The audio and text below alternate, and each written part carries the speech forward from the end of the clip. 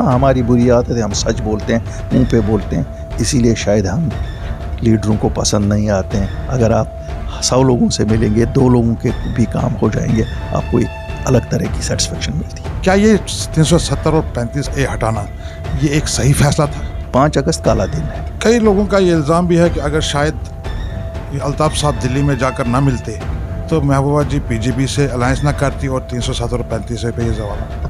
अल्ताफ़ बुखारी ने तो उस वक्त अलायंस के खिलाफ किया जिस वक्त मुफ्ती साहब जिंदा थे। इल्ज़ामात लगाने बड़े आसान हैं और मैं क्यों करता, मुझे क्या मिलना था। सोफी यूसुफ ने भी बोला एक कन्वेंशन में, ये जो अपनी पार्टी है ये बीजेपी की भी पार्टी है, दूसरा पार्ट है। किसने नहीं हमारे बारे में बोला?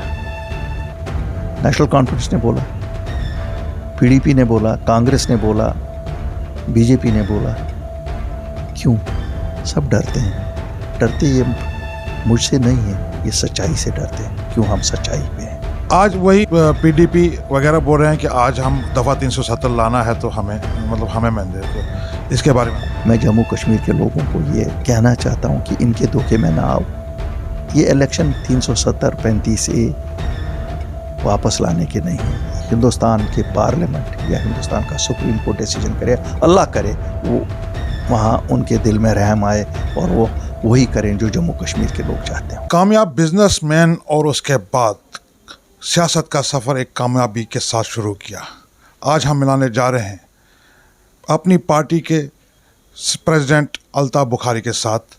उन्हीं से आज बात करेंगे और उन्हीं से आपको मिलवाते हैं। अल्ताफ़ बुखारी साहब, यंग बाइट्स में आपका स्वागत है। हेलो बुखारी साहब, एक कामयाब बिजनेसमैन, उसके बाद आपने सियासत का सफ़र शुरू किया। हम आज लोगों को बताना चाहते हैं कि बिज़नेस से सियासत में आने की वजह अल्ताफ़ साहब क्या बनाए। देखिए, फिर ये जानने के लिए आपको जानना पड़ेगा कि अल्ताफ़ बुखारी की असलियत क्या है। अल्ताफ़ बुखारी बेसिकली उड़ी के एक छोटे से गांव से शुरुआत उसके वालिद ने की। 9 किलोमीटर जहां पैदल चलना पड़ता था। घास की छत थी। अल्लाह की बहुत इनायत हुई। अल्लाह ने कारोबार में बड़ी वसअत दे दी और आप देख रहे हैं कि अल्लाह के फ़ज़ल से इस कंपनी जिस कंपनी को मेरे वालिद ने शुरू किया था, पूरे हिंदुस्तान में इस वक्त बिज़नेस कर रही है और हज़ारों मुलाजिम हैं इसमें। एक वक्त आता है ज़िंदगी में जब इंसान कहता है कि अल्लाह की इतनी इनायतों के बाद आप उसकी मखलूक के लिए क्या करेंगे। सियासत में आना उसकी मखलूक की खिदमत और खाली वही, उसके बिना और कोई मकसद नहीं। बुखारी साहब, शायद हमारे व्यूअर्स को ये चीज़ मालूम नहीं होगी मगर हमने भी सुनी है कि बुखारी साहब सोशल एक्टिविटीज़ में बड़े मसरूफ़ रहते हैं।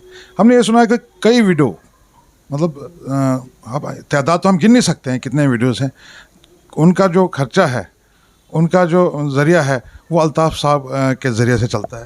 पहले अल्लाह की वजह से, फिर अल्ताफ़ साहब की। देखिए, वो कुछ चीज़ें होती हैं ना, जो मुझे नहीं लगता उन चीज़ों का मुझे ना जिक्र करना चाहिए और ना अच्छा होता है। मैं आपको भी बताऊंगा, ये कुछ चीज़ें सेगे राज होती हैं और सेगे राज ही रहनी चाहिए। कितनी भी हम खिदमत लोगों की करें, फिर भी मैं अल्लाह का शुक्र अदा नहीं कर सकता हूँ जितना अल्लाह की इनायत हम पे रही है। और मैं क्या कर रहा हूँ, सुबह से शाम तक लोगों के मसले मसाइल सुनता हूँ और कोशिश करता हूँ थोड़ा सा कि उनका किसी की परेशानी को कम करने की। और सियासत से बेहतरीन प्लेटफॉर्म कोई और नहीं होता है। यहाँ आप उन लोगों के साथ मिलते हैं जिनको आप कभी वैसे नहीं मिल सकते। किसी के यहाँ नलका लगाना है, आपको क्या मालूम है वो नलका उसके लिए शायद उसकी ज़िंदगी और मौत का मसला होता है। किसी को बिजली का खंभा, किसी की छोटी सी ट्रांसफ़र, किसी की ऐसे ऐसे मसले आते हैं जो बिल्कुल छोटे हैं लेकिन लोगों के बड़े बहुत बड़े मसले होते हैं। तो सियासत में आना मेरी खिदमत खल्कुल्ला का मकसद, और वही मैंने आपने देखा होगा, अगर मुझे मौका अल्लाह ने दिया 3-4 साल का, मुझे नहीं लगता किसी ने आपको कहा होगा कि अल्ताफ़ बुखारी बात नहीं सुनता या अल्ताफ़ बुखारी के पास किसी को खुदा न करे कोई रिश्वत खर्चानी पड़ी या अल्ताफ़ बुखारी ने किसी के साथ बदज़बानी या बदकलामी। हाँ, हमारी बुरी आदत है, हम सच बोलते हैं, मुंह पे बोलते हैं, इसीलिए शायद हम लीडरों को पसंद नहीं आते हैं। लीडर हमसे सच सुनना नहीं चाहते हैं। लीडर, हम साइकोफेंट्स में से है नहीं कि साइकोफेंसी करेंगे।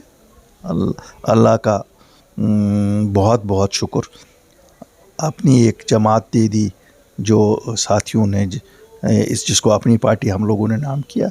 ये मेरी ख़ानदानी जमात नहीं है, आज मैं हूँ कल कोई और। आप देखेंगे इस जमात के कॉन्स्टिट्यूशन में लिखा है कि ज़िंदगी में कोई इस पार्टी का सदर दोस्त टेन्योर से ज़्यादा नहीं बन सकता है। अल्ताफ़ साहब, पहले बिज़नेस और पार्टी मतलब सियासत में कितना फ़र्क है इसमें? मतलब मुश्किल काम बिज़नेस है कि या मुश्किल सियासत? देखिए, बिज़नेस होता है जो आप करते हैं अपने लिए करते हैं, खाली नफ़ा या नुकसान दोनों आपके अपने। यहाँ जो आप करते हैं लोगों के लिए करते हैं, और इसमें जो आपको सेटिस्फेक्शन मिलती है, शायद बिज़नेस में आपको पहला लाख कमाते हो वो मिलती हो, लेकिन यहाँ हर दिन हर घंटे वो मिलती है। अगर आप 100 लोगों से मिलेंगे, 2 लोगों के भी काम हो जाएंगे, आपको एक अलग तरह की सेटिस्फेक्शन मिलती है। अल्ताफ़ साहब, अब हम सियासत की तरफ आते हैं। जब आपने सियासत का सफ़र शुरू किया, आपने पीडीपी से सियासत शुरू की, उसके बाद 370 और 35 से जो यहाँ से हटाया गया, आपको क्या लगता है कहाँ पे गलती हो गई? क्या ये 370 और 35 ए हटाना ये एक सही फैसला था? देखिए, हम लोग मैं तो सियासत छोड़ चुका था जब ये 5 अगस्त 2019 को हुआ। क्यों, मुझे पीडीपी से निकाला गया था, मैं घर बैठा था, लेकिन चूंकि मुझे भी बाकियों की तरह बंद रखा गया था और मैंने देखा ये सब चुप हो गए, घरों में बैठे हैं, होटलों में बंद थे या हट्स में बंद थे, लोगों के मसले मसाइल तो थे। 5 अगस्त काला दिन है। हमें उस वक़्त हटाने वालों ने ये कहा कि साहब इसकी वजह से यहाँ की तरक्की रुक गई थी। हमने तो कोई तरक्की तब से नहीं देखी, नहीं। हमने तो देखा इस रियासत को पीछे ही होते हुए। हमने देखा कि 5 अगस्त को जो हुआ 370 और 35 ये हटाने का मतलब खाली ये है कि हमारे वसाइल को बाहर के लोगों को बेचा गया। हमारे पानी, हमारे मादनी वसाइल, रेत बाजरी, आप देखिए कहाँ पहुँच गए। शराब के ठेके, ठीक है शराब पीनी बुरी है, लेकिन यहाँ के लोग उस बिज़नेस में थे, अब बाहर से लोग लाए गए। तो मुझे लगता है कि ये शायद कवर ही था कि सब जम्मू कश्मीर की खुशहाली होगी। जम्मू कश्मीर की खुशहाली नहीं हुई, जो बाहर से लोग लाए गए उनकी खुशहाली हुई। तो सर गलती कहाँ पे हुई? गलती इस चीज़ को मतलब हमारी सियासी जमात क्या मतलब इसमें देखिए, मुझे लगता है कहीं ना कहीं ब्लंडर तो है हमारी सियासी जमातों का भी, जिन्होंने सियासी कायदीन का, जिन्होंने कभी लोगों को सच नहीं बोला कि साहब ये एक टेम्परेरी प्रोविज़न है और इसको कभी भी हटाया जा सकता है। शायद उन लोगों ने कभी ये कोशिश नहीं की कि जो अरबाब इक़्तिदार हैं, जो ये हटाना चाहते थे, उनको ये समझाएं साहब इससे मुल्क का कोई नुकसान नहीं है। लेकिन जिस पार्टी ने हटाया उसका तो ऐलान था, और हमारी पुरानी जमातें तो उनके साथ हिस्सेदार बनी। नेशनल कॉन्फ्रेंस भी उनके साथ रही, पावर में रही, पीडीपी भी उनके साथ पावर में रही। ये गलती तो नहीं उस टाइम पीडीपी ने की जब वो उनके साथ बीजेपी के साथ अलायंस कर? मैं तो ये नहीं कहूँगा कि उन्हीं ने की, यहाँ तो सब ने की। यहाँ तो हर एक ने अपने अपने टाइम पे हर एक चीज़ की, अपने इक़्तिदार के लिए हर एक ने हर एक बार किया। और आज अब ये वक्त आया है कि अब जो भी सरकार बनेगी अब वो उसमें हिस्सेदार होंगे। जिस तरह एक वक्त कांग्रेस हिस्सेदार होती थी, कभी नेशनल कॉन्फ्रेंस के साथ और कभी पीडीपी के साथ, और अब तो बीजेपी हिस्सेदार होगी जिसकी भी सरकार होगी। और आज मैं सुनता हूँ बीजेपी कहती है अब की बार 50 से पार। मेरा सवाल है उस जमात से, 25 जम्मू वालों आपने उनको 25 दिए तो क्या किया उन्होंने? बीजेपी के साथ मिल गए। 50 के बाद क्या करेंगे? आज तो 100% उन्हीं का है। आज 3 साल 3.5 साल से तो गवर्नर रूल है, उनकी ही सरकार है। क्या ऐसा कोई मैंने दूध की लहरें तो नहीं देखी, नहरें तो नहीं देखी जम्मू में बह रही हैं। उन्होंने कोई जम्मू के लिए कोई उजूबा तो नहीं किया। हाँ, एक चीज़ किया, ये बच्चे जम्मू के बच्चे सड़कों पे हैं, जम्मू के डेली वेजर सड़कों पे, बॉर्डर बटालियन वाले सड़कों पे हैं, बीएसएफ सीएसएफ वाले सड़कों पे। क्या है, कितना एक्सप्लॉइट वो करेंगे? वो उन्होंने जिस तरह हमारी जमातें वहाँ उनको करती है कश्मीरियत के नाम से कश्मीर में, और यहाँ ये मज़हब के नाम पे एक्सप्लॉइट करती है। क्या कौन सी डेवलपमेंट ये करते हैं यहाँ? सर एक सच सारे जानना चाहते हैं, जब आप पीडीपी में थे, जिस वक्त मुफ्ती साहब अलायंस करते हैं बीजेपी के साथ, उसके बाद जब वो इस दुनिया से रुखसत होते हैं, उसके बाद महबूबा जी आती है। कई लोगों का ये इल्ज़ाम भी है कि अगर शायद अल्ताफ़ साहब दिल्ली में जाकर ना मिलते तो महबूबा जी पीजेपी से अलायंस ना करती और 307 और 35 पे ये सवाल। देखिए ये बात महबूबा जी ने काफ़ी बार कही है, ये बात महबूबा जी ने कही।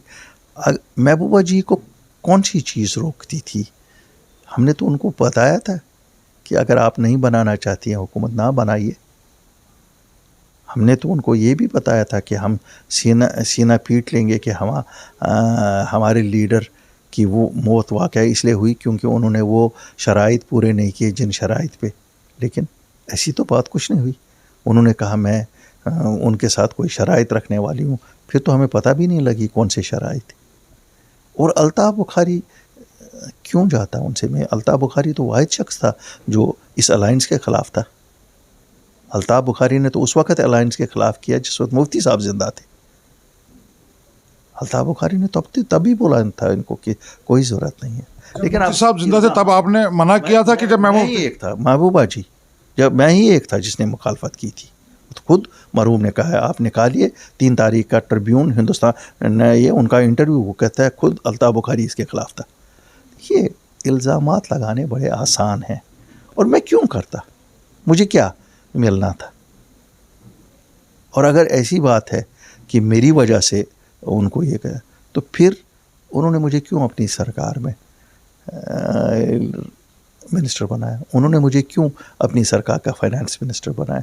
उन्होंने मुझे क्यों फिर जिस वक़्त नेशनल कॉन्फ्रेंस पीडीपी और कांग्रेस सरकार बनाना है, मुझे क्यों मुश्तरकन कैंडिडेट बनाया गया चीफ मिनिस्टर? तो ये कहने की बातें हैं। देखिए ऐसी बात बिल्कुल नहीं है और मैं कभी झूठ बोलता नहीं हूँ, मेरी आदत नहीं है झूठ बोलने की। अल्ताफ़ साहब, आपने आज मतलब एक ये जो बात आपने बताई, मैक्सिमम मुझे लगता है कि सब लोग जो लोग सोचते होंगे ऐसा हुआ तो क्लियर तो हुआ होगा, मगर एक बात और जिसमें जानना चाहता हूँ और मेरे व्यूवर्स भी जानना चाहते हैं, यहाँ जम्मू कश्मीर के लोग भी जानना चाहते हैं कि जो आज अपनी पार्टी है उसमें सोफ़ी यूसुफ ने भी बोला एक कन्वेंशन में, ये जो अपनी पार्टी है ये बीजेपी की भी पार्टी है, दूसरा पार्ट है। आप इसमें कहाँ तक देखिए मैं बताऊंगा, ये बात सही है। सोफ़ी यूसुफ ने भी बोला, शुरुआत ही जब हमारी पार्टी बनी तो बीजेपी के जो शायद जनरल सेक्रेटरी हैं उन्होंने कहा इन लोगों को क्या जमात बनाने की ज़रूरत है, इनको हमारी जमात में आना चाहिए। तो उनके कहने से ये हुआ, सच हुआ। नंबर 1। नंबर 2, किसने नहीं हमारे बारे में बोला? नेशनल कॉन्फ्रेंस ने बोला, पीडीपी ने बोला, कांग्रेस ने बोला, बीजेपी ने बोला। क्यों? सब डरते हैं, सबको एक ही डर है कि अल्ताफ़ बुखारी सच्चा आदमी है, अल्ताफ़ बुखारी ग्राउंड का आदमी है, अल्ताफ़ बुखारी को पैसे की ज़रूरत नहीं है, अल्ताफ़ बुखारी राशि नहीं है, अल्ताफ़ बुखारी ज़मीन से जुड़ा हुआ आदमी है, लोगों की बात सुनता है, लोगों के मसले हल करता है। डरते ये मुझसे नहीं है, ये सच्चाई से डरते हैं। क्यों? हम सच्चाई पे हैं। दे दो बुरा नाम, दे दो बुरा नाम, दे ट्राइड, लेकिन अल्लाह के फजल से कामयाब हुआ नहीं। आप देख रहे हैं पार्टी कैसे चल रही है, हर दिन ज्वाइनिंग हो रही है, हर वक्त।